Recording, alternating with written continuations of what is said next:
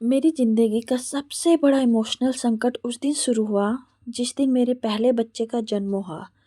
और मैंने कभी सोचा भी नहीं था कि मेरी ज़िंदगी को दो सबसे ज़रूरी औरतें, मेरी माँ और मेरी पत्नी, उसी पल इतनी ज़ोरदार टक्कर लेंगी कि जिस दिन मेरा पहला बेटा आरव जन्म के समय रोया, मेरा दिल पिघल गया।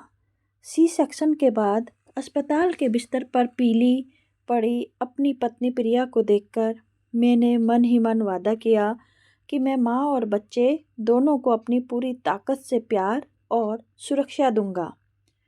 शुरुआती दिनों में सब कुछ शांतिपूर्ण था।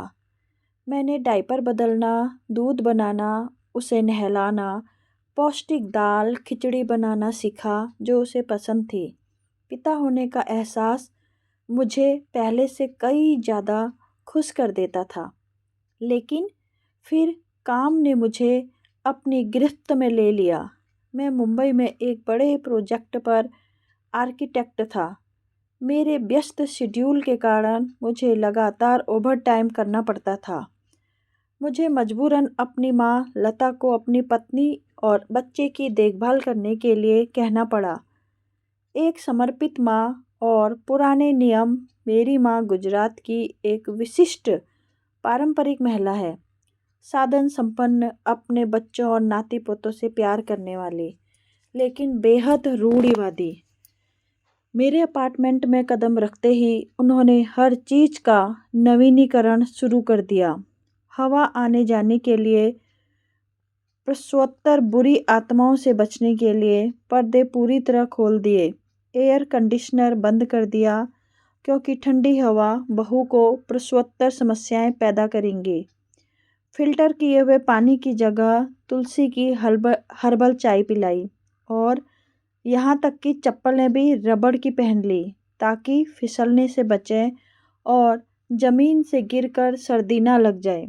मुझे लगा कि मेरी माँ ने यह सब चिंता की वजह से किया होगा, लेकिन प्रिया जो एक सरकारी अस्पताल में बाल रोग नर्स है, उसके लिए यह सब उसकी निजी जगह और पेशेवर ज्ञान में दखलंदाजी थी। छोटे से घर में छिपा हुआ संघर्ष आने वाले दिनों में संघर्ष धीरे धीरे बढ़ता गया।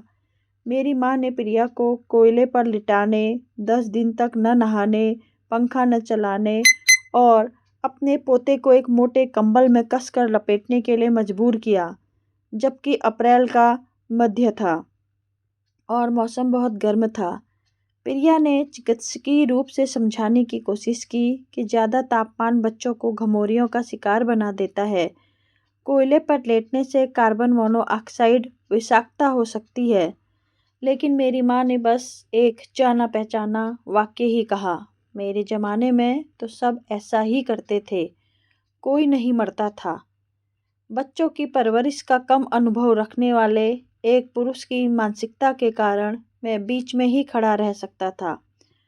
मुझे लगता था कि जिन दो औरतों से मैं सबसे ज़्यादा प्यार करता हूँ वे सुलह का कोई रास्ता निकाल लेंगी, लेकिन मैं गलत था।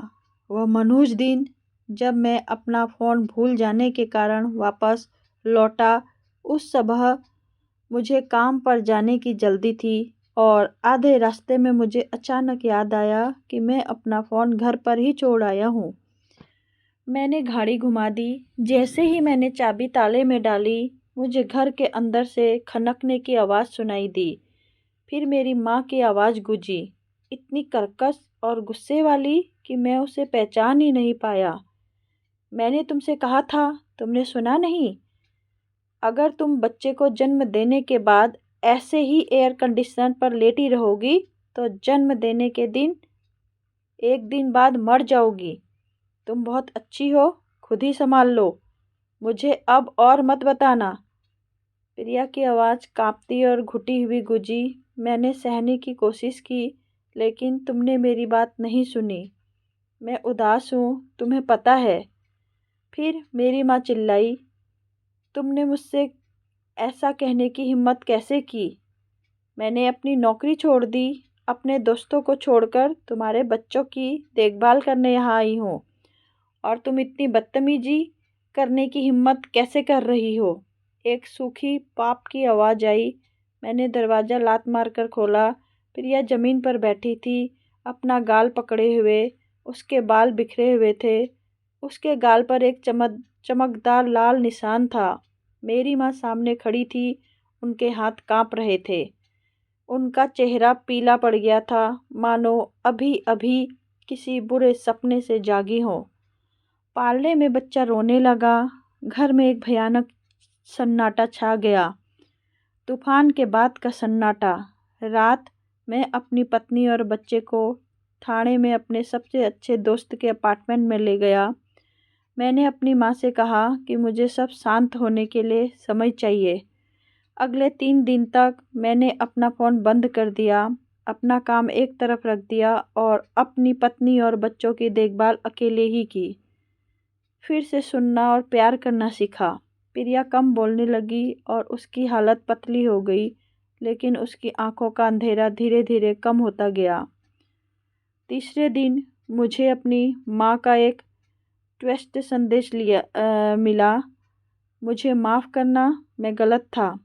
अगर आप इजाज़त दें तो मैं प्रिया से मिलने और बात करने आना चाहता हूँ। उस दोपहर मैं अपनी माँ को गाड़ी में बिठाकर ले आया। वह गर्मा गर्म खिचड़ी खा, एक पैकेट गरम हल्दी वाला दूध और सफ़ेद चमेली के फूलों का एक गुलदस्ता लेकर आई। बिना किसी झिड़की के, बिना किसी आंसू के मेरी माँ प्रिया के सामने बैठ गई। उनकी आवाज़ भारी थी। मुझे माफ़ करना मेरी बच्ची। मुझे समझ नहीं आ रहा था कि तुम पर क्या गुजरी है। मैं बस मदद करना चाहती थी, लेकिन मैंने तुम्हें चोट पहुंचाई। अगर तुम मुझे इजाज़त दो तो मैं फिर से सीखना चाहती हूँ, एक माँ और एक दादी कैसे बने। प्रिया बहुत देर तक चुप रही।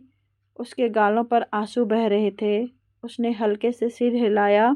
फिर से शुरुआत, प्यार और समझ के साथ। उस दिन से सब कुछ बदल गया। मेरी माँ अब आदेश नहीं देती है, बल्कि सुनती है।